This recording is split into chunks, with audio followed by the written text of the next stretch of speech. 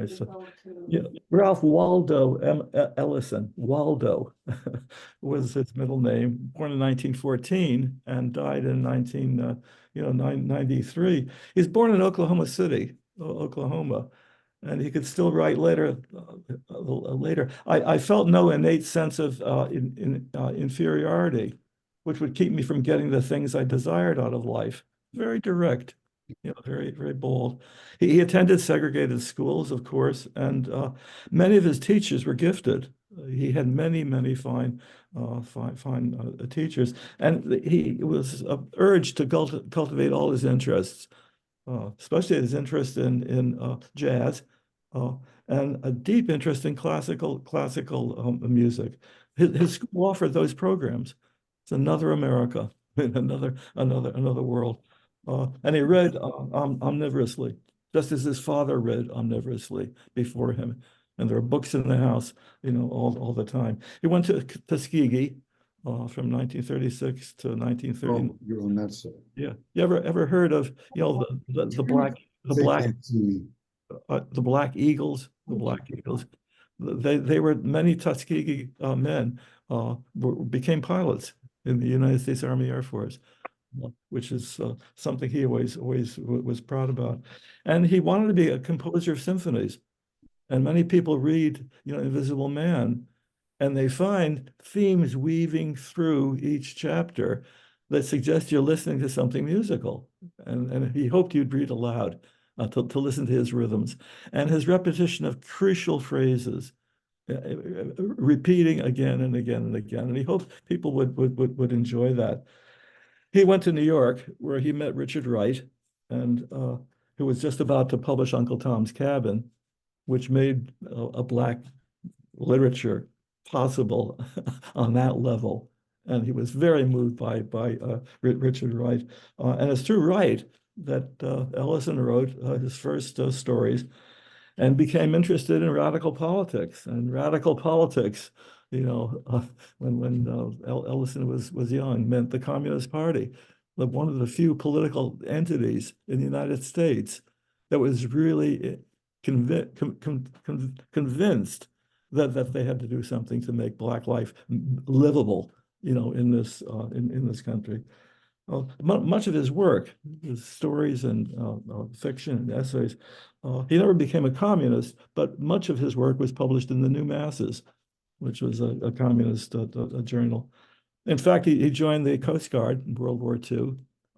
And in 1943, he left the Coast Guard, and he ceased to be interested in radical politics, at least in any direct way. But his stories, which continue to appear, and we're constantly concerned with the problem of identity, and that's become a buzzword and a catchphrase and so on. But what does it mean to have a self that you're proud of? He was concerned with racial identity, with personal identity, and any way you can modify that word. And he became convinced early in his life of the necessity for white men and women to recognize Black identity as a complex humanity. Complex, not simple in one direction or another. But those stories have been published. They're included, especially one of the first stories he wrote called King of the Bingo Game. Maybe we'll have time to look at that at the end of the course, because it echoes, many things you see the Invisible Man doing in the last pages of the book. And the parallels become rich and beautiful. They're intriguing, those stories, and I urge you to read them. And he was also experimenting with his fiction. He was interested in the macabre, the surreal, the absurd. He'd been studying, Camus and Sartre, and that concern, runs through his stories as well. He published an essay called Hidden Name and Complex Fate. Hidden Name and Complex Fate. And Henry James wrote, "It's a complex fate to be an American." And Ellison loved that title. As a young boy, he was bewildered by his middle name. He was plagued by his middle name, Ralph Waldo Ellison, Who was Ralph Waldo Ellison? He wrote as a young man, in public school and then at Tuskegee. Just wrote his life. Uh, and the Emerson that Ellison was interested in was not that the Emerson, taught in public schools in the 1930s and 40s. It wasn't Emerson wasn't just some embodiment of a kind of sentimental belief in our dignity and our worth, and a belief that the whole world, especially in this country, is under some moral necessity uh, to allow all human beings in this country, to live fully and complexly, with their own name. There's an ironic moment right in the beginning of Invisible Man where Mr. Norton, the white philanthropist, uh, urges the young black narrator. Right at the beginning, the young black narrator is going to a black college, and he's deputized as a kind of chauffeur to drive Mr. Norton around the vicinity. This is what he says. He urges the young black man to read Emerson. Look at page 41, right at the bottom of the page. You've studied Emerson, haven't you? He's driving Mr. Norton in the vicinity. You've studied Emerson, haven't you? Emerson, sir? Ralph Waldo Emerson. I was embarrassed because I hadn't. Not yet, sir. We haven't come to him yet. You don't read ahead. You wait till the teacher assigns it. Then apparently you read it in Mr. Bledsoe's college. Not yet. We haven't come to him yet. No, he said with a note of surprise. Never mind. I'm a New Englander, like Emerson. You must learn about him, for he was important to your people. He had a hand in your destiny. Look at the end of the book too. This is on page 108, where that name keeps popping up. Emerson, 108, right at the bottom of the page. Uh, I intend to read Emerson too. Very good, Mr. Norton replies. Self-reliance is a most worthy virtue. I shall look forward to the greatest of interest to learning your contribution to my fate. And don't forget to see Dr. Bledsoe. Yeah, right. Well, he has been reading Emerson. He's been living that life deeply. And Ellison is going to present you with the grim actualities of self-realization in America if you happen to be Black, and what that can lead to. At the end, he's about to emerge from his cave, his underground grotto, where he's plugged into 1,369 light bulbs from monopolated light and power of New York City. And there he is, writing his book. Uh, he's about to emerge from that underground cave of his, and he vows, in true Emersonian fashion, that, I'll give you another page. This is 574. To affirm, right at the top, 574. Perhaps it is meaning deeper than I thought. Perhaps his anger threw me off. I can't decide. Could he have meant hell? He must have meant the principle. He's talking about his grandfather. And we'll look at the grandfather's famous remarks too. This is Ellison talking, or the Invisible Man talking. Could he have meant hell? He must have meant the principle, that we're to affirm the principle on which the country was built, and not the men, or at least not the men who did the violence. Did he mean yes, because he knew that the principle was greater than the men, greater than the numbers and the vicious power and all the methods used to corrupt its name? How can you worship the Constitution? How can you worship the Declaration of Independence? How is it possible to do that, given what the Invisible Man has gone through throughout the book? Do you remember what the grandfather taught him, or taught the family? He's descended from slaves, the Invisible Man tells you. And this is grandpa on his deathbed. It's on page 16. Yeah, right at the start. Talking about his grandfather, the top of page 16. They exulted in it. Well, turn the page over to the bottom of 15. We should start there. But I was ashamed of my grandparents for having been slaves. Bottom of 15. I'm only I don't know why I ashamed of can't get myself. audio. Huh? Did you punch all those buttons? These Bottom, down here. yeah, bottom of page 15. I'm not ashamed of my grandparents for having been slaves. I'm only ashamed of myself for having at one time been ashamed. About 85 years ago, this is chapter 1, page 15. They were told that they were free, united with others of our country in everything pertaining to the common good and in everything social, separate like the fingers of the hand. And they believed it. They exulted in it. They stayed in their place, worked hard, and brought up my father to do the same. But my grandfather's the one. He was an odd old guy, my grandfather, and I'm told I take after him. It was he who caused the trouble.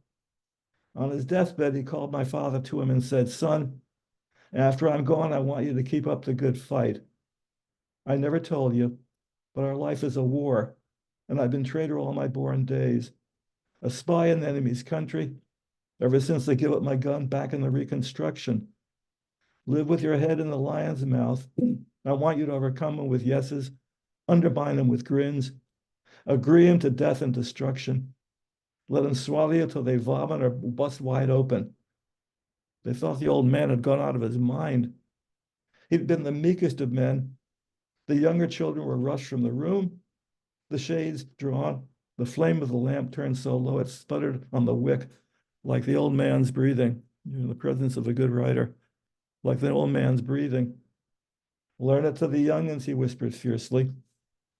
Then he died. And throughout the book, you're going to find people trying to wise him up. A vet in the Golden Day chapter, number 3. People trying to wise him up to how blind he is and how he never could really understand, the grandfather. Well, yeah, believe the principle. We'll have to talk about that one, which I guess the whole country's talking about today. What does it mean to follow the principles of the Constitution or the Declaration of Independence? Not the slave owners who wrote the thing, but the principles, the principles. What the young man does is to learn truly that self-reliance is the most worthy principle. And in the following episodes, which we'll look at, the appalling episodes, Ellison reveals the actuality of self-reliance, in Jim Crow America. I mean, how can you be reliant in that world? Yet at the end, he does affirm something. At the end, he's about to emerge from that underground, that bear's cave that he's fallen into. He vows in Emersonian fashion, Ralph Waldo Ellison. He vows in Emersonian fashion at the end to affirm the principle which the country was built on, and not the men, or at least not the men who did the violence. At the end of that essay, Hidden Name and Complex Fate, Ellison says, "Remember, I didn't destroy that troublesome middle name of mine. I only suppressed it." And maybe it's that Emersonian optimism, optimism, surviving and sort of tempered by the full experience of the most debasing and dehumanizing horrors that the country can dish out.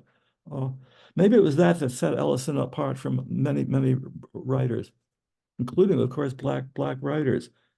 His hidden belief that blacks may someday be able to actualize their full humanity in all its complex and individual differences. Ellison read from Invisible Man at Oberlin, founded in 1833. Oberlin, almost a station on the Underground Railroad with abolitionist sentiment. He read, and the student said, "This book is obsequious bleeding of white appeasement. You've written a book that's filled with obsequious bleeding," well, not bleeding, but bleed with a T, bleeding of white appeasement. You don't have anything to tell us.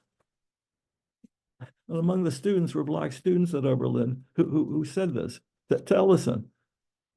So you get prepared listening to this, to reading a very complex man with a complex fate, who is always his own man and always to be his own man.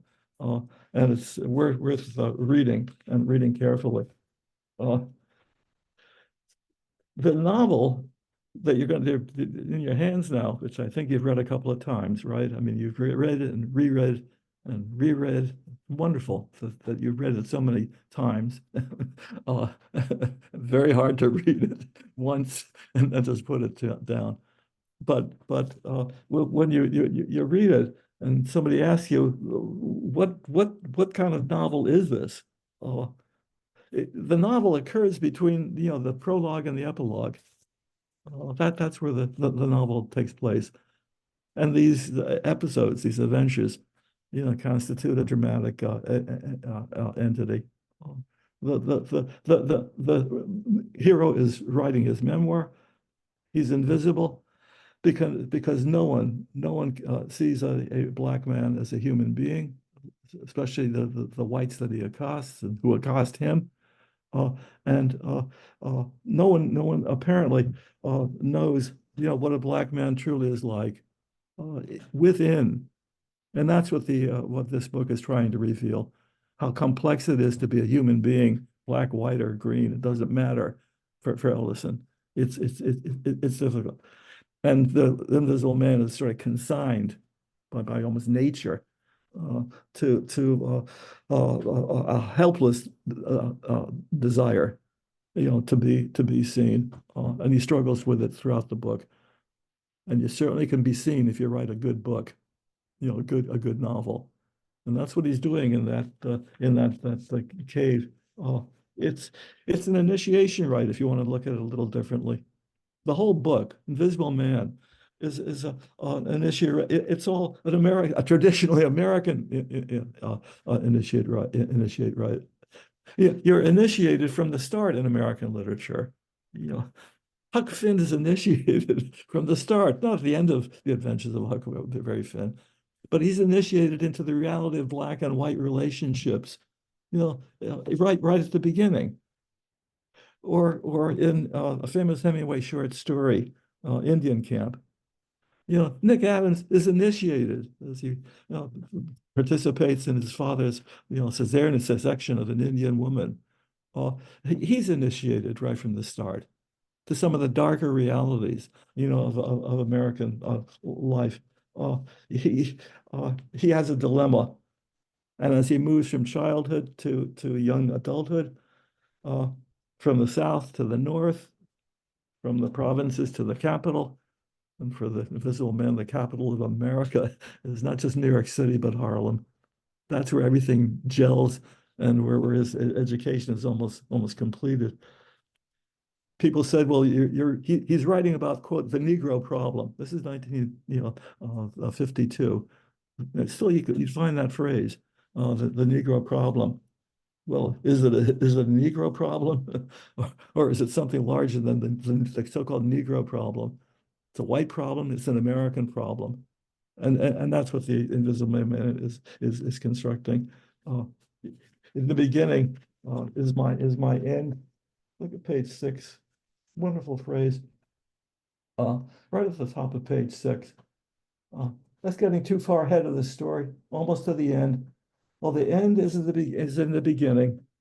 The end is in the beginning, and lies far ahead. You know who made that phrase famous? In my beginning is my end. In my end is my beginning. That's Mary, Queen of Scots, about to be beheaded. Why is your end your beginning? If you're a good Catholic, or Jew or Muslim, it doesn't matter. Why is your end your beginning? Well, if you're a believer, if you believe there's another world called heaven, in a different phrase, that's where your beginning is. And your beginning, well, when you're born, that's the beginning. And how's it going to unwind? Your whole life. And Ellison is asking you to think of the prologue and the epilogue to this book. In the prologue, you see the end of the book. In the epilogue, you see the beginning of the book. And he hopes as you read it, you take pleasure in his craft, in his gift.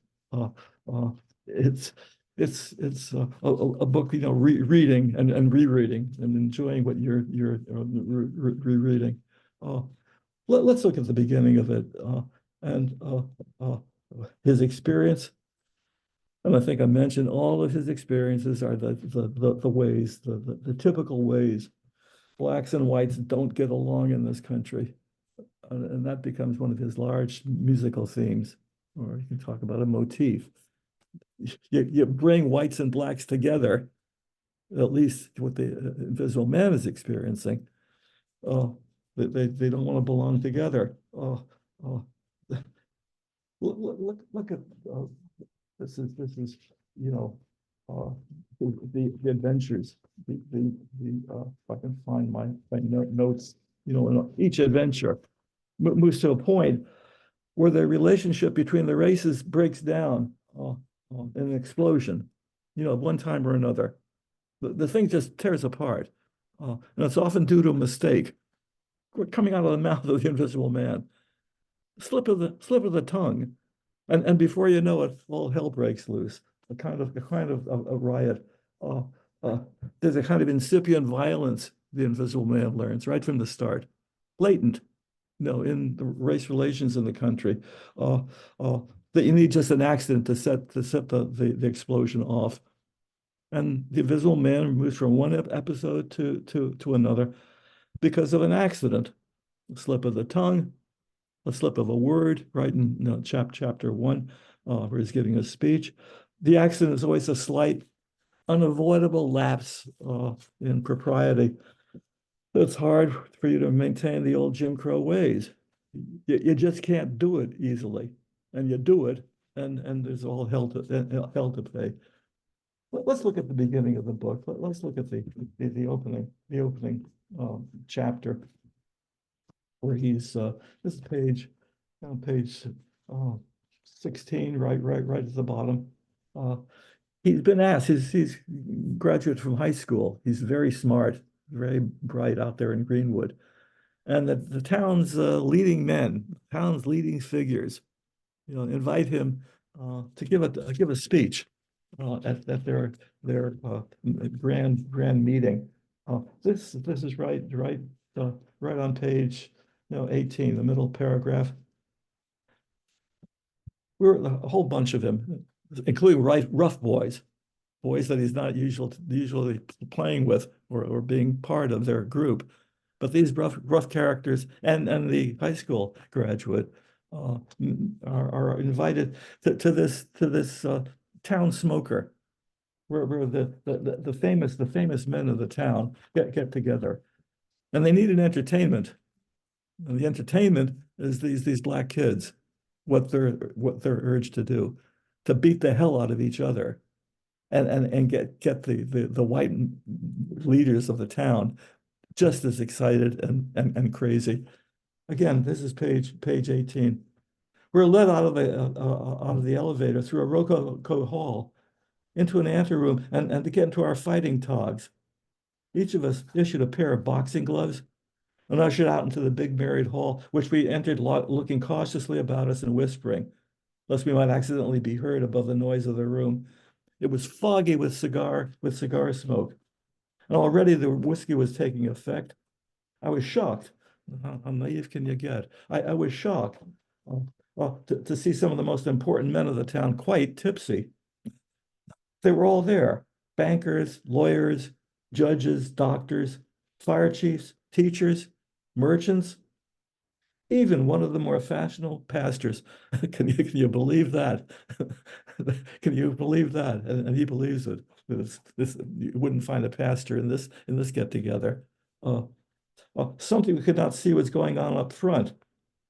A clarinet was vibrating sensuously, and the men were standing up and moving eagerly forward. We were a small, tight group, clustered together, our bare upper bodies touching and shining with anticipatory sweat. While up front, the big shots were becoming increasingly excited, over something we still could not see. Suddenly I heard the school superintendent, who told me to come, yell, "Bring up the shines, gentlemen. Bring up little shines." Where does that word come from? Not the anticipatory sweat they're all feeling. Shoe shine boy? Shines. You don't call him by his first name or last name. You call him by a smear word. Shines. Oh, we're rushed up to the front of the ballroom. We're seen even more strongly of tobacco and whiskey. Pushed into place, I almost wet my pants. A sea of faces, some hostile, some amused, ring around us. And in the center facing us stood a magnificent blonde, stark naked. There was dead silence. Any of you want to read any further? I know it's hard to read this section anytime. My undergraduates wouldn't go near it when I asked if any of them wanted to read this part. They just didn't want to go near it at all. What's Ellison dramatizing here? Is this blonde somehow not just a blonde woman? Is she invisible too? Is she presenting herself or as a complex human being, or is just a type? Just something that the white leaders can glock over and be excited by, and she's just a function that you pay for. She's just a function that you use for your own titillation, for your own excitement, for your own racism. But she's a white blonde. Anybody want to read it? I just want to keep. I don't want to keep reading myself. You have to promise me. Will you read it in the True Blood section? Not the next chapter, chapter 1. Just keep. I hope you read him, because you're reading poetic, poetry, poetic, prose poetry that Ellison is taking pleasure in giving to this poor sharecropper, and he speaks beautifully. But again, he's saying some things that apparently my undergraduates didn't want to go near. They didn't want to talk about it. But let's look at 19. What happens? Page 19. Magnificent, stark naked.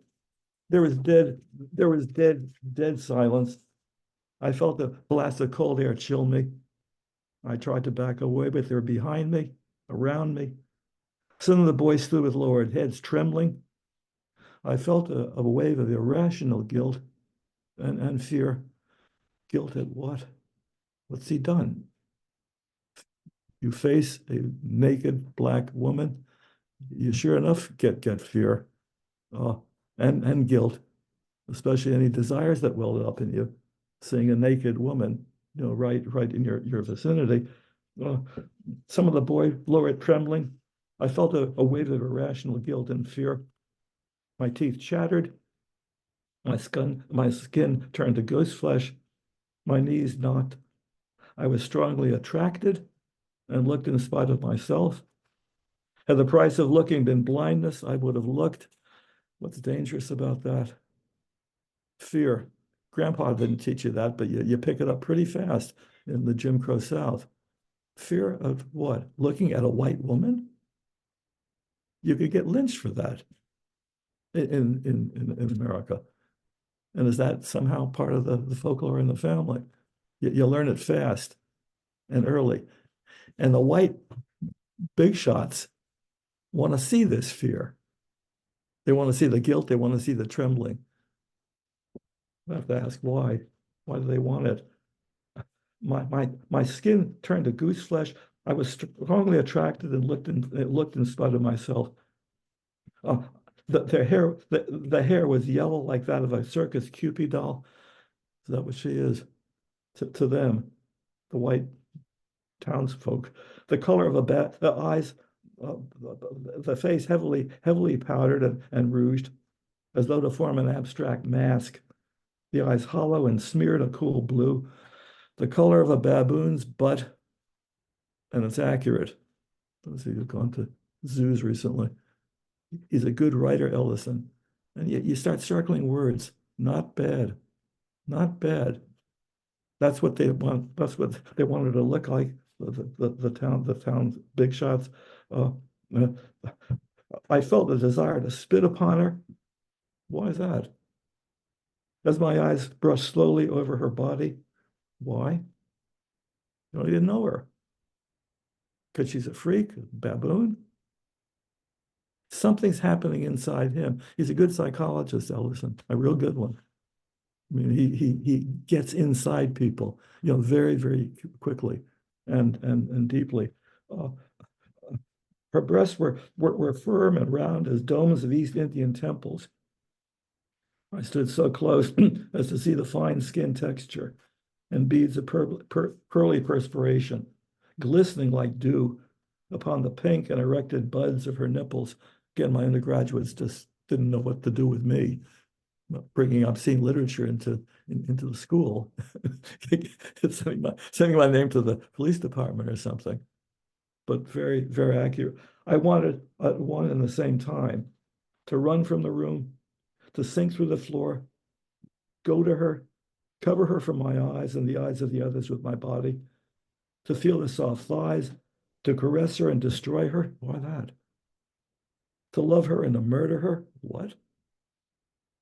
To hide from her, and yet to stroke were below the small American flag tattooed upon her belly. Her thighs formed a capital V. I had a notion that of all in the room, she saw only me with her impersonal eyes. What's the root? What are the roots of this ambivalence in the boy? You want to caress her? You want to destroy her? Destroy what? Her? Or what she's stirring in you, inside you? Uh, that lust, the desire to attack sexually, to what, degrade, instead of feeling degraded yourself. She's the degraded one. So you can attack the degraded, her, not yourself. Very good student of what goes on inside people who are bigoted.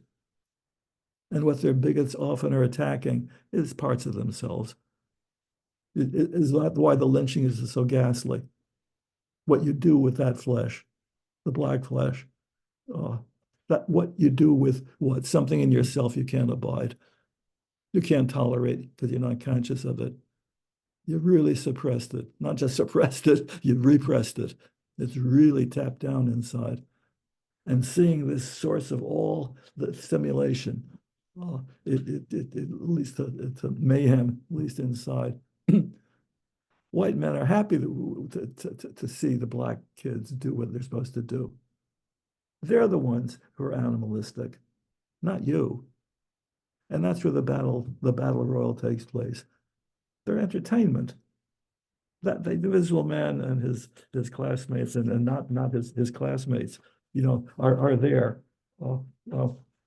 They're there to give the white townsfolk, the leaders, what they want to see. Take a look at 23 and do me a favor. Somebody read. I don't want to keep clearing my throat. Anybody want to volunteer to read? Everyone fought hysterically. And that's what they're there to become, completely hysterical. And then the town leaders, are not quite hysterical, although they're getting close to it. When they're stirred, to mayhem, to sexual violence, sexualized violence, everyone fought hysterically. It was complete anarchy. Everyone fought everyone else. No group fought together for long. 2, 3, 4 fought one, then turned to fight each other, were themselves attacked. Why do the big shots like this? What do you like about a black riot? If you're this kind of bigot, why does it satisfy you so much? They're not a group. They're not a people. They don't stick up for each other. You can just give them whatever you think you can give them gold coins supposedly. And they'll jump Jim Crow for you. These kids will do just what you want to see them do. Not helping each other, not defending each other. God forbid, not turning on the whites who are screaming at them, but beating the hell out of each other. 1, 2, 3, 4. Blows landed below the belt. What about rules? In the kidney, that's a good one. With the gloves open, everything that you're taught in boxing lessons in college, you forget. You hit below the belt, you hit the kidney, you hit in the testicles. You do anything that the urge urges you to do. I move carefully, avoiding blows, not too many to attract attention. Fighting from group to group. The boys groped about the blind, cautious, like blind, cautious crabs, crouching to protect their midsections. The heads pulled in short against their shoulders. He liked to box, Ellison. Well trained. Their arms stretched nervously before them, their fists testing the smoke-filled air like the knob feelers of hypersensitive snails. In one corner, I glimpsed a boy violently punching the air and heard him scream in pain as he smashed his head over his hand against a ring post.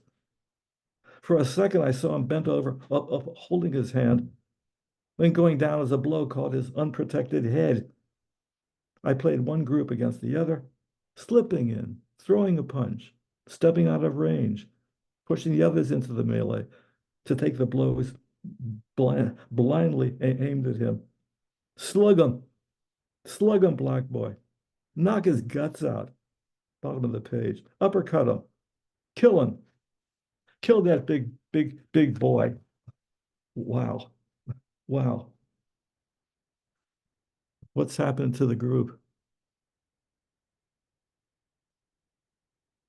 What are they doing?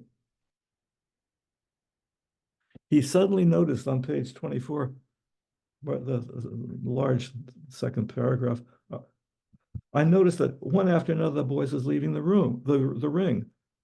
I was surprised, filled with panic, and thought I had been left alone with an unknown danger. Then I understood the boys had arranged it among themselves. In this kind of battle royal, as it's called.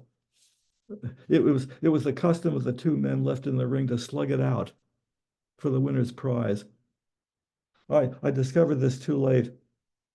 When the bell sounded, two men in tuxedos leaped into the room, removed the blindfold, very carefully emphasized white. How often does that word appear in this book? This white blindfold. I found myself facing Tatlock, the biggest of the gang. I felt sick in my stomach. Oh, what's he doing? What's he doing? Bottom of the page. He really wants to deliver that speech on humility that he gave as his graduation speech back in Greenwood. The town leaders know this. That's what he's thinking about, but he's thinking about something else too. I smashed him again and again, taking his blows as they came. Then, how do you get visible? You're invisible. How do you get visible? And part of the book is the pleasure of the book is to find moments where something clicks in him somehow. And he's not just jumping to the wishes of the racists, but something else. Then on a sudden impulse, it's in your nature. It's in your blood system, Ellison believes. I struck him lightly as we clinched. Whites wouldn't want to see that one. I struck him lightly. And as we clinched, I whispered, fake like I knocked you out. You can have the prize. What's just generated in him? He's a smart kid. He's a bright one. And he realizes what's going on. At least part of him does. And he's going to find a way, to beat the white world at its beck and call. I'll break your behind. Yeah. I have a question. Yeah. Why do these boys agree to fight each other in the first place? What's the answer? You're not I living. could Yeah, please, yeah, I could imagine they're afraid of what the white townspeople will do if they don't. exactly. Exactly. This is a racist world. And you defy somehow your school contentment, or you defy the powers that be, you could get in real trouble. Not just thrown out of school, but worse. That much worse. So we're not living in, our world, but this is the world that Ellison was raised in Oklahoma City. You know what happened, of course, in Oklahoma City, don't you? The great white riot, where the wealthy community, the wealthy black community, was almost set on fire. And so many black women and men, children too, were destroyed. And it wasn't taught in the Oklahoma public schools for quite a long time. Here, why don't they do something? I think a natural urge that you read this book the first time. How come? Why do they go along with this? Why do they go along with this? They're just going to get abused and misused. And Tadlock isn't going to play his game. He's not going to play that game. Uh, uh, at the top of the page,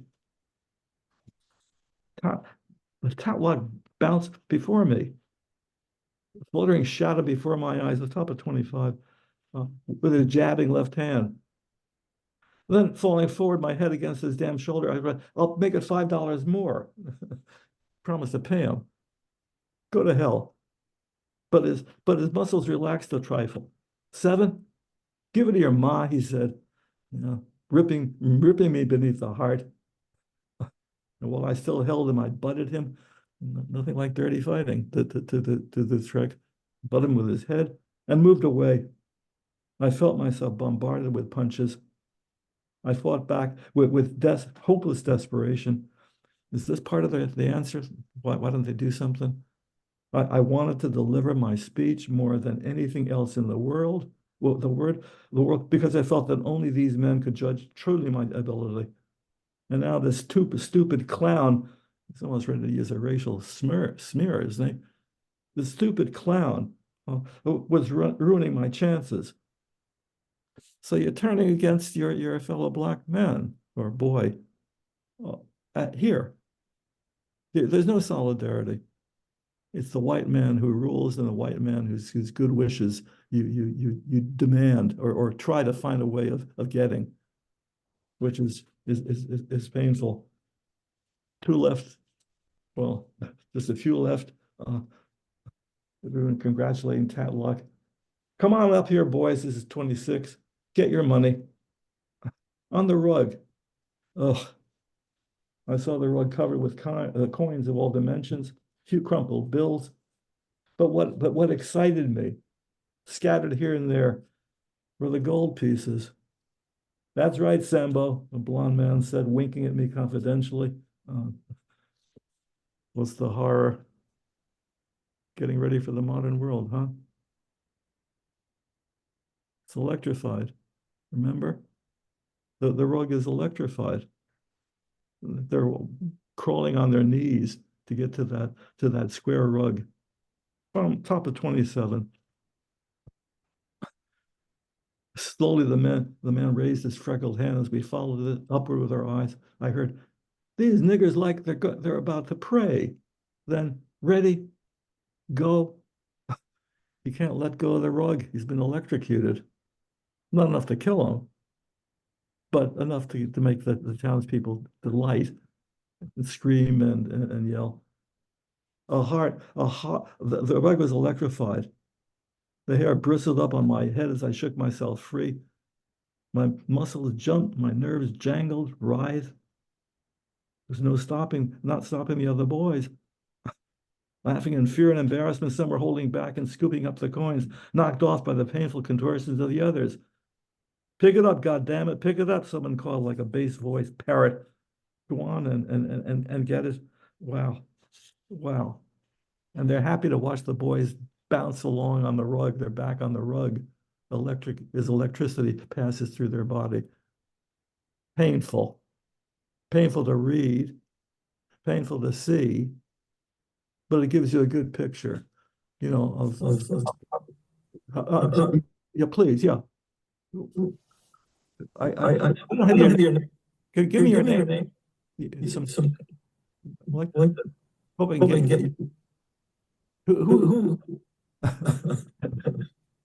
somebody want to ask a question or say something or no, something? No, Well, yeah, is there a way to get your names? yeah, I have a question as long as it's stopped. This is Bob. Is Ellison showing us the behavior of Black people who have had to live under Jim Crow all their lives? Or is Ellison showing us an aspect of human nature generally? I think it's well, he's writing about blacks and whites certainly, but I think you can extend it a little bit. You know that you know what you know the invisible man and what the Cupid doll woman in the smoker, you know, are embodying of timeless human traits, timeless.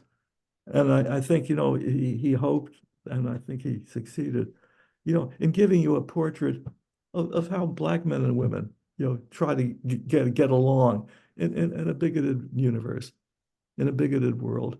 And that stays with you too. But you certainly know many people, you know, who are doing anything, you know, to gain the power and pleasure of people in power. What we've been living through in the past, you know, decade in this country. I mean, what do you do? How do you sell your soul? It's not hard. It really isn't hard. It isn't hard if there's somebody who's dispensing power and money or whatever it is, stock options, doesn't matter. That you can really become, you know, somebody who is jumping to somebody else's tune. And you really learn how to jump. Millions of people? Don't want to think about that. But how is it possible, you know, that people can be able to, you know, crawl on a rug for gold coins? What would happen if one of the boys said no? Right there, one of the leaders of the white power structure says, you know, they're gold coins. Get them, go for them. What if somebody said no? Oh, but no, they were not going to say no under no. Right. They Right. just. I mean, the only thing you get, you do have Invisible Man wanting to protect that woman. There is that impulse, which is I think is amazing and probably a window into one moment where in fact he does feel some fellow feeling, some sympathy with another human being he's been put and down. it's also a kind of manly, it's a manly moment too. I mean, he's only, what is he, 17, but he still has that impulse to Yeah, but of course there's an impulse to murder. yeah, at the same time, yeah. At the same time, and that's what's painful to see He too. also obviously does, I mean, she's sexually very attracted to Yep. all. And they want him to be excited. Yeah. They yearn for that excitement. That's part of their pleasure. But look at this, you know, on page 20, right at the stop, right at the start. Largest of the group, wearing dark red fighting trunks, much too small to conceal the erection, which projected from him as though in answer to the insinuating low-registered moaning of the clarinet. He tried to hide himself with his boxing gloves. He's a very good writer, Ellison. It's a nice metaphor that you're seeing right before your eyes. What's a black boy or a black man? What is he? He's right there. An erection and boxing gloves. That's what the townspeople want to see. We're not people, you know, capable of beating each other to a pulp. We're, we're not, we're not just, you know, boxing gloves and erections. But if you reduce the boys to that, if you reduce, you know, the Invisible Man to that, you reduce, you know, the prostitute to what she is now, a Cupid doll. That you like. What you're seeing is the externalization of yourself. But even you said that, you get beaten up by this white crowd. I mean, that you say no, that they'd beat the hell out of them, one way or the other, if you dare to do such a thing, because that's asserting your humanity, that isn't the scapegoat. What's the scapegoat? Now, when you think of scapegoats in the Bible, I mean, these are creatures, that you commit horrors on. Well, For they're supposed to take all the sins away from you. they take the sins away, and what are the sins? Well, the sins are the sins that the white men are enjoying here. These are these sexual creatures called black kids from high school, but they're not really your family. They're not your world, and you like them to be what they are, and what they are, is kids who will just hop onto this rug, and as long as you can give your speech that the white community likes about humility. Humility is what they want to hear, and so you crawl on the rug, you bounce around because of electricity, and you gather these gold coins, which aren't gold coins; they're brass tokens. You don't even get a real gold coin out of the damn thing, and that's just the end of that act. Now the important part of the program. What's he speaking? Well, my husband and I coached high school speech people for decades, and our Black students were our most extraordinary, went to nationals. This scene is so, I taught this book, so poignant to my young Black orators who would read this and appreciate what giving that speech meant to him. And in spite of everything they do to him, in spite of all the humiliation and the degradation, be able to stand up and speak. And no one speaks like Black 17-year-olds, I can promise. I can give you another story about 17-year-old, black, white, or green. I mean, they're various. What's your name? I don't get your names on. Well, I only have my first name on it. It's Denise Chandler. I know you, Professor Zimmerman, but we'll talk about Nice meeting you You're again. my teacher. Wow. How nice. Thank you. How nice. I'll never forget you. What is the Professor, oh, sorry. Yeah. Professor Linda Johnson also posted something in the chat. Is the blonde a teaser mare for the white men to arouse them for the truly erotic event, which is forcing less powerful males to injure each other, or a teaser mare for the boys? How about both? But if it's teasing the leaders, they're not going to admit it to themselves. I don't even know if they're conscious of it half the time. The conscious certainly of being excited by her, but she's not a human being. This is not she's not real to them, I don't think, except the excitement that they want. And what is a scapegoat? I mean, what you're seeing is a scapegoatism here in action. And I think the pleasure they get is that why they're at the smoker. I mean, why they want this act in the ring, and in fact, it's something that you take home with you, or try to take home with you. So I have a comment, it's Bob again. Bob, yeah. I imagine that in this crowd of white men, there's one or some small number who don't enjoy this either, and who are there and acting the part because they fear their own ostracism among this group. Absolutely. I mean, absolutely. And in fact, the least that he gets, the little thing that he takes away and stays with for the rest of his life. It's from Shad. They know him, the man who presented the briefcase. And in fact, that's why they're there. It's good business. It's good business to keep in touch with people who are running the town. I mean, you live with them. You want to make a profit with them. You want them to patronize your store. So that's satisfying. The idea that those are fellow human beings who are being semi-electrocuted No, you don't want to think about that too much. Yeah, yeah, not really. But you want this to be what they are. And in fact, you're getting right here, the facts of caste, let me CASTE, the fact, of the interior facts of bigotry. You want a ritualistic, you want a ritual. You got to create a kind of a ritual. It's done the same way all the time. And you've got a scapegoat in front of you. So your sins don't exist for that instant. You're excited, you're wandering with, around, enjoying what the kids are doing. Not thinking too much of screams of pain. You don't want to think about that. But you do like the way they pummel each other. You like the blood being shed. You don't have to shed it yourself. You're paying them something because they entertained you. That they allowed you to feel, your own sexual excitement, your own murderous feelings, but you don't feel them too deeply or for too long. It's out there. It's out there in the scapegoat.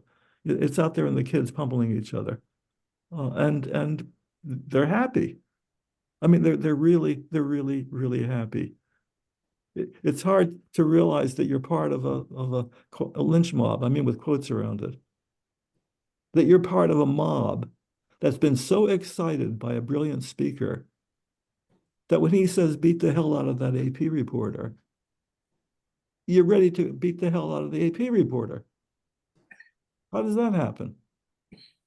I mean, how does that happen? That you're mesmerized. Some people have a gift, right? Some people really do have a gift to use words and language to get the blood pounding inside you. Well, not me. Of course, not me. Not my friends, but get 1,000 people or 10,000 people together in an arena and get a good speaker there who knows how to press buttons. And before you know it, there you go, right? I didn't need to hit that reporter. I just wanted to punch her a little bit or jostle her camera, whatever she's carrying there. And you forget it, right? It's done. Well, that happens in Jim Crow South, right? That doesn't happen in, arenas in the 21st century. That doesn't happen. Right. Keep talking. Yeah, keep talking to yourself, but you're talking to yourself. And I think what happens here is you begin to read it and start asking very profound questions, which is what Ellison's gift is. What would I do if something like that was taking place? Will I say stop? Jump up and say stop? When you get a mob of people out for blood, well, thank God we don't experience that often. Or do we? We just stay away from that kind of stuff. Well, those are the rough kids. Those are it's over there. As long as you can make your speech. And he makes his speech. What's his speech? What's he what is he so eager to say, this smart boy out of Greenwood? Look at page 25. Just look at the beginning of this and then we'll take a break. Gentlemen, middle of the page. They'd all dressed. I was top of the page. I was limp as a dish rag.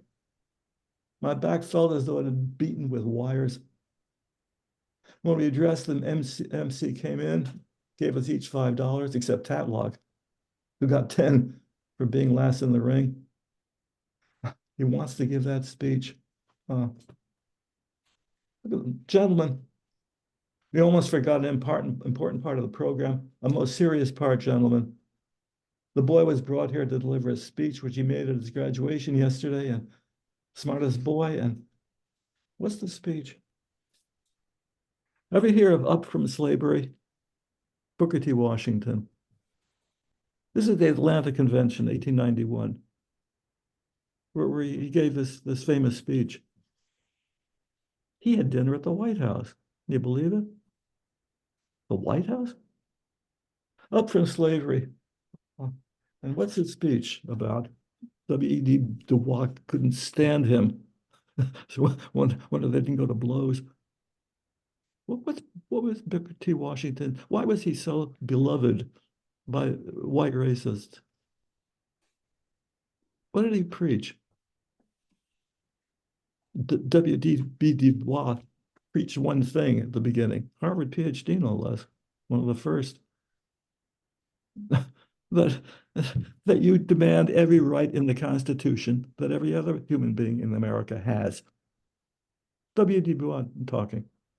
That you don't wait. It's yours by right. And of course, you don't get them unless we start fighting. Booker T. Washington, he wasn't advocating that. He was advocating a kind of accommodationist self-segregation. Was he advocating the 10th, The talented 10th that you talented 10th, right? you withdraw from political action to demand your rights, and while you store up through good black colleges, a good education, then you can compete. You couldn't compete coming out of slavery. You weren't educated. But once you're educated enough, then you can fight. Of course, Du Bois went crazy hearing this. So this is what the Invisible Man is taught in his high school. This is what he learns. How not to rock the boat, not to protest or advocate for political action of any sort. But look at the bottom of the page. There's still laughter. My mouth dry, my eye throbbing. It's just been beaten. Oh, my throat was tense. They were shouting louder, louder. Shall we take a break? I want to get a glass of water. Take a break and we'll get back to this speech. So let's take 10 minutes and we'll meet again. Okay. Thanks, everyone. Professor, I'm stopping the. Blood, for example. Or what does it mean if you're the black head of a black college, Dr. Bledsoe? What does it mean to bleed so? Bled.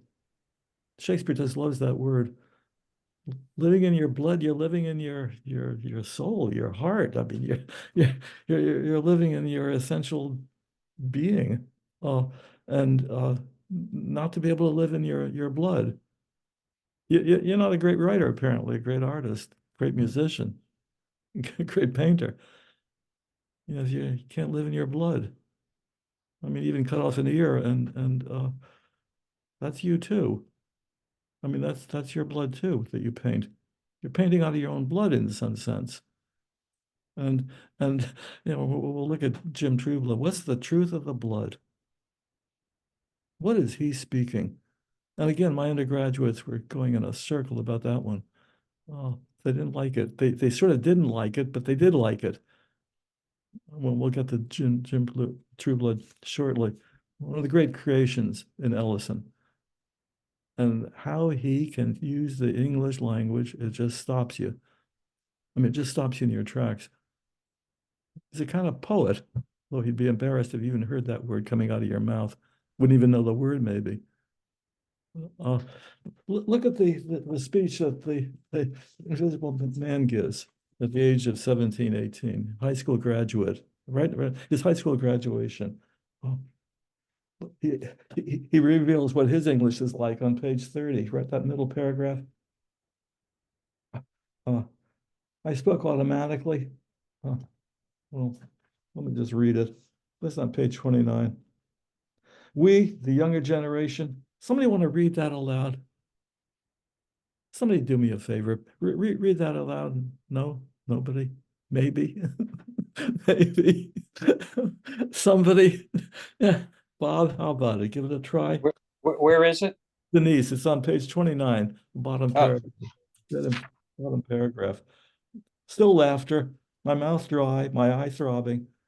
I began slowly, but eventually my throat was tense because they were shouting louder, louder. They want him to use the right words. And God forbid you use the wrong words. What does it mean? Booker T. Washington speaking to you via Ralph Ellison. What's he saying? Denise, you want to give it a try? Maybe? No? Oh, you're still muted. You can't unmute? Oh, there's, it's like a little microphone on your computer and there's a slash through it. Just press it. You'll see. Good. I heard. Did you were talking? Yeah, I can hear it. Derek, is there anything you can do to help Denise? Yeah, Michael, there's something wrong. We were talking in Yeah. between here. There's something wrong with her microphone. It's not muting. It's not a problem of muting. She's got a different problem. I want to be able to do this on my iPad, but I can do all my other Zoom classes on my iPad, not this one. So Oh, I hear you talking. you talking. Yeah, I hear you right now. Well, I mean, I would be happy to read if that's what you'd like. Well, anybody want to volunteer? Sorry, Denise, but we'll have to get an engineer on the case here. I'll read it if you want. Great, Bob. Give it a try. Bottom of 29. I haven't read it yet to myself, so I'm reading it cold. Wait. We of the younger generation extol the wisdom of that great leader and educator, I shouted, who first spoke these flaming words of wisdom. Quote, a ship lost at sea for many days suddenly sighted a friendly vessel. From the mast of the unfortunate vessel was seen a signal. Water, water, we die of thirst. The answer from the friendly vessel came back. Cast down your bucket where you are. The captain of the distressed vessel, at last heeding the injunction, cast down his bucket, and it came up full of fresh, sparkling water from the mouth of the Amazon River. And like him, I say, and in his words, to those of my race who depend upon bettering their condition in a foreign land, or who underestimate the importance of cultivating friendly relations with a Southern white man who is his next door neighbor, I would say, cast down your bucket where you are. Cast it down in making friends in every manly way of the people of all races by whom we are surrounded. All right, thanks, Bob. This is Booker T. Washington's outlook and his philosophy. The friendly relations, right, with Southern white men. Well, there certainly were good Southern white men, obviously, and white women. But the philosophy is to segregate yourself and not to be worried about segregation. To be segregated as long as you got good segregated schools, that's fine. And this is what drives W.E.D. Dubois half crazy. How do you reach somebody like this? And it's a very attractive way to speak to people who were slaves, who weren't educated, who had to compete in a cutthroat world of, the South. It's powerful. But to say this, look at what happens to your body. Look at the next paragraph. I spoke automatically. Of course, he's just repeating Booker T. Washington with such fervor. I didn't realize the men were still talking and laughing, so my dry mouth, filling up with blood from the cut, almost strangled me. You're almost killing yourself to talk this way.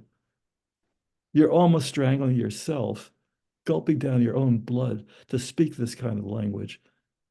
When basically you're giving the white man what the white man wants to hear. This is why you're elected to give the high school graduation speech out there in Greenwood. Very powerful. The next sentence. I coughed, wanting to stop and go to one of the tall brass sand-filled spittoons to relieve myself. But a few of the men, especially the superintendent, were listening. And I was afraid. So I gulped it down, blood, saliva, and all, and continued. What powers of endurance I had during those days. What enthusiasm. What a belief in the rightness of things. I spoke even louder in spite of the pain. Still they talked, laughed. So I spoke with greater emotional emphasis. I closed my ears and swallowed blood till I was nauseated. What a metaphor that one is. You can absolutely make yourself sick. To speak to this kind of accommodationism, how you accommodate yourself to white power. Is that what Bledsoe's up to too? How you become a very powerful figure in the black world, running a black college. And you're shedding your blood, huh? Is that it? You're swallowing your blood, just the way the Invisible Man seems to be swallowing it here.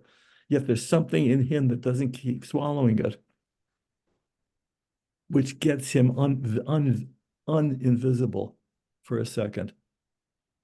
And it's saying things that despite what you've been taught, what everybody's hammered into your head since you were born, except if you had a grandfather like the Invisible Man's grandfather. What's that word you say?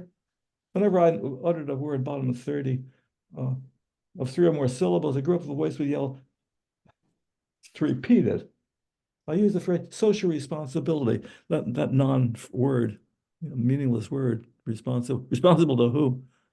Responsibility to white power, but that's not put there. What? Social, ladder, responsibility, more, repeat, stability. The room filled with an uproar of laughter at top of 31, until no doubt distracted by having to gulp down my blood. That's the truth. I made a mistake, and he's going to make mistakes throughout the book, and yelled a phrase I'd often seen denounced in newspaper editorials, heard debated in private, social, what the hell, equality. The laughter hung smoke-like in the sudden stillness. I opened my eyes, puzzled. Sounds of displeasure filled the room. The MC rushed forward. They shouted hostile phrases at me, but I did not understand. Say that slowly, son. What, sir? What you just said? Social responsibilities. You weren't being smart, were you, boy? He said. Not unkindly. No, sir. You're sure that about equality was a mistake? Oh, yes, sir. I was swallowing blood. Yeah. If you didn't get the metaphor before, you get it now. Yeah. To be responsible to this white world, to be their boy, their scapegoat. You got to drown yourself in your own blood. And that stays with almost every reader once that gets clear. Powerful. You better speak more slowly so we can understand. We mean to do right by you. Give them false gold coins. But you got to know your place at all times. All right, son. All right, go on with your speech. I was afraid. I wanted to leave, but I wanted also to speak. And I was afraid they'd snatch me down. Well, you jump Jim Crow yourself to please them, to make them like you in their own limited way. And that calfskin briefcase he's going to carry all the way up to Harlem. And he's going to stuff it with metaphors for his whole life, moving from south to north. He'll have a slave chain there, Brother Tarp. He'll have a piggy bank that's a racist stereotype from a kind landlady named Mary. He fills that briefcase, not with those false letters, from Dr. Bledsoe, those 7 horrible letters that the Bledsoe gives him, which is across letters to get him no job in the North as he moves north. Calfskin briefcase. I was so moved I could hardly express my thanks. And then he gets, this scholarship to a state college for Negroes. My eyes filled with tears.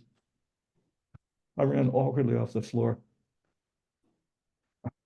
Bottom of the page, 32. I discovered that the gold pieces I'd scrambled for were brass pocket tokens, advertising a certain make of automobile. Boy, is he going to get the hurt throughout. uh, urge in his yearning to be accepted, to be praised by white power. Uh, Look at that last paragraph on 33. He believes in dreams, Ellison. I dreamed I was at a circus with him, the grandpa. I dreamed I was at a circus. The grandfather who was never fooled, who never swallowed his own blood, ever, but who realized he's being run and manipulated and used. And the way to fight back against that, is to speak the truth to yourself and never cotton up to these racist, these hypocrites, in which you're selling your soul, basically, in which you're setting all the blood that's crucial to your whole life. He refused to laugh at the clowns. That's Grandpa for you. It's like laughing at the prostitute, the beautiful blonde. What if you don't do that? What if you don't even pretend to jump Jim Crow ever?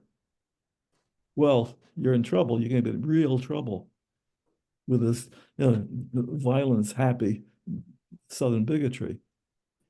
Real trouble. He refused to laugh. Then later, he told me to open my briefcase and read what was inside, and I did. And finding an official envelope stamped with the state seal.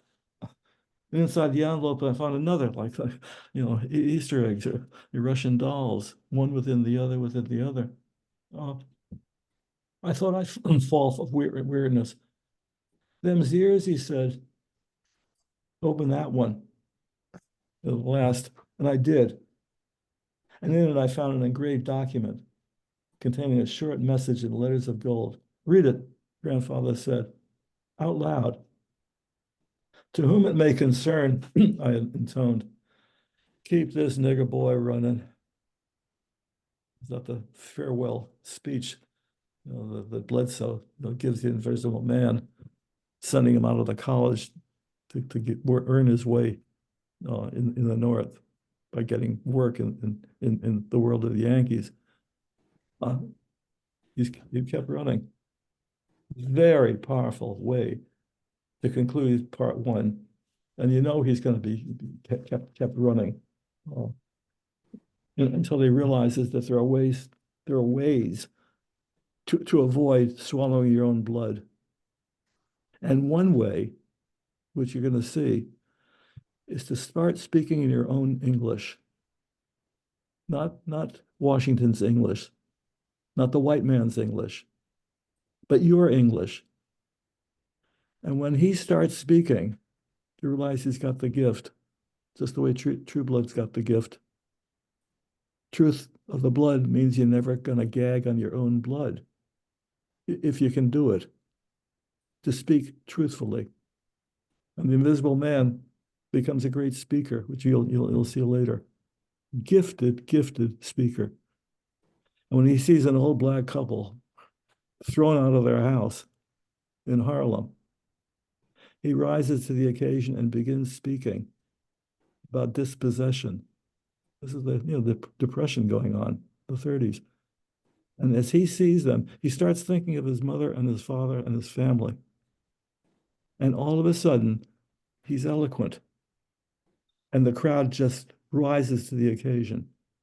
He's organizing them, but not as a communist. This is before he joins the so-called brotherhood. But speaking beautifully and powerfully. And he's going to make a speech at the funeral of a person he admires deeply, Todd Clifton, leader of the youth ring in the so-called brotherhood, and speaks beautifully again. It's that, and able to accept your ancestors for what they are, realizing they're in you too. Their blood is in you. And feeling that you really are up from slavery, but not the way Washington understood it. Feeling that connection, something happens through invisibility. It begins to shatter a bit. It begins to dissolve somehow. It's what, so we got Ellison's goat at Oberlin. This is the obsequious bleeding of white appeasement. You don't have anything to tell us. Well, the black students were smearing them too, as well as white students. And it never left them.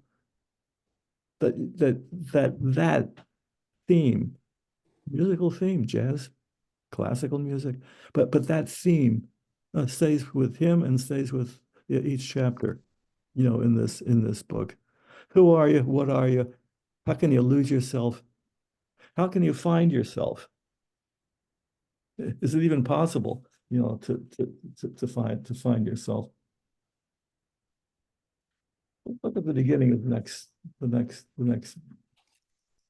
chapter. Well, right at the start. Chapter 2, I think it's 30. Let me get it. Yeah, 30, 34, 30. 34. 34, right at the start. Listen to Mr. Norton's speech and tell me what you feel. Here's the white philanthropist who's given a lot of money to Dr. Bledsoe's college, this black college. The invisible man does very well, you can imagine. He does very well in this world of Booker T. Washington. And in fact, he becomes appointed Mr. Norton's chauffeur to drive Mr. Norton around the countryside. And of course, he makes another mistake. You can't help but making mistakes. Another one. This is Mr. Norton speaking. It's on page 42. I saw him now, Mr. Norton, leaning toward the front seat, speaking with an intensity. And that's a word that I think you want to circle. Something is happening to Norton as they move, into another world, the world of Jim Trueblood, the sharecropper who brought disgrace upon the black community for what he and Mattie Lou, his daughter, did. What do you make of him in his speech, though, about his daughter? A girl, my daughter, this is 42, that large middle paragraph, no longer seeming to see me, but speaking to himself alone. Yes, even more sacred than all the others. Sacred, a girl, my daughter. She was a being more rare, more beautiful, pure. How many times does he repeat that? Pure, more perfect, more delicate than the wildest dream of a poet. I could never believe her to be my own flesh and blood. Whoops. Her beauty was a wellspring of purest water of life, and to look upon her was to drink and drink and drink again. She was rare, a perfect creation, a work of purest art, a delicate flower that bloomed in the liquid light of the moon. A nature not of this world, a personality like that of some biblical maiden, gracious and queenly. I found it difficult to believe her my own. Look at the next page, top paragraph, the second paragraph down. She was too pure for life, he said sadly. Too pure and too good and too beautiful. She gets ill, she dies. The best medicine couldn't save her. It was lonely return, a bitter voyage. I never recovered.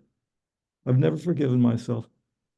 Everything I've done since her passing has been a monument, a monument to her memory. Right. What kind of man is this? What kind of father is this? And it's like a prelude to Jim Trueblood. What do you make of the man, hymning? It's like a hymn to this creature of purity. She doesn't even seem to be, his own daughter. Does it stay with you as you read this chapter? I don't, maybe some of you perhaps haven't read the chapters. I don't want to give it away, but the Invisible Man is doing his job. He's driving Mr. Norton around, and they come to a part of the landscape where they see, you know, a collection of shacks and log cabins. This is on top of 46. Is that a log? Mr. Norton is talking. A log cabin? An old cabin with shinks filled with chalk, white clay, bright new shingles. Where's this poor guy getting money for shingles? Jim Trueblood. Suddenly I was sorry that I blundered down this road. Whoops. I recognized the place as soon as I saw a group of children in stiff new overalls. Where'd he get the money for that? Who played near a rickety fence. Yes, sir, it's a log cabin. It was a cabin of Jim Trueblood, a sharecropper, you know, who had brought disgrace upon the Black community. Several months before, it caused quite a bit of outrage up at the school. Now his name was never mentioned above a whisper. Even before that, he had seldom come near the campus, but had been well liked as a hard worker who took good care of his family's needs, as one who told the old stories with a sense of humor and a magic that made them come alive. If you want a motto for Ellison, maybe, that he lived by. Writing with a sense of humor and a magic that made them come alive. The old stories. And Ellison certain can make them come alive. Why does the other Black community hate Trueblood? Sometimes when top of 47, when special white guests visited the school, he was brought up along with the members of a country quartet to sing what the officials called their, not our, their primitive spirituals, because that's what you learn in Bledsoe's college.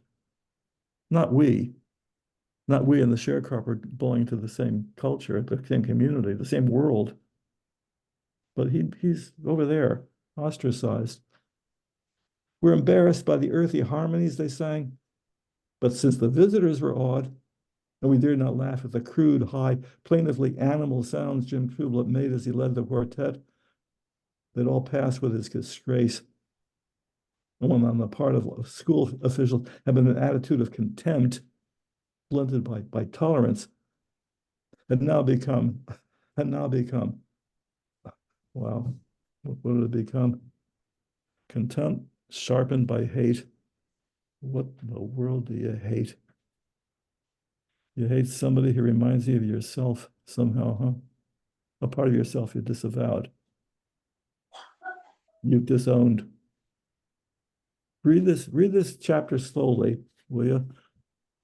Pause over Jim Trueblood's English and what kind of story he's telling.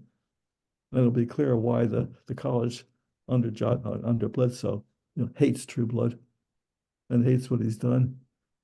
And it's what, again, sent my undergraduate students in a tailspin. They didn't like me. Didn't like me for urging them to read the story. I said, well, wait a minute, it's in the book. It's Ellison making Jim Trueblood come alive. No. So ask yourself as you read it, what happens to you reading about Jim Trueblood? So we'll continue with this on the, 22nd, is that it? Is that, my number's right, 15 plus 7, is that? Not next Monday, but the Monday after that, right? 2 weeks, 14 days, that's 22, right? I still hope. That's correct, Professor, the 22nd. Thank you. See you next time, guys. Bye-bye. Thanks, everyone. Thank you, Professor. Thank you.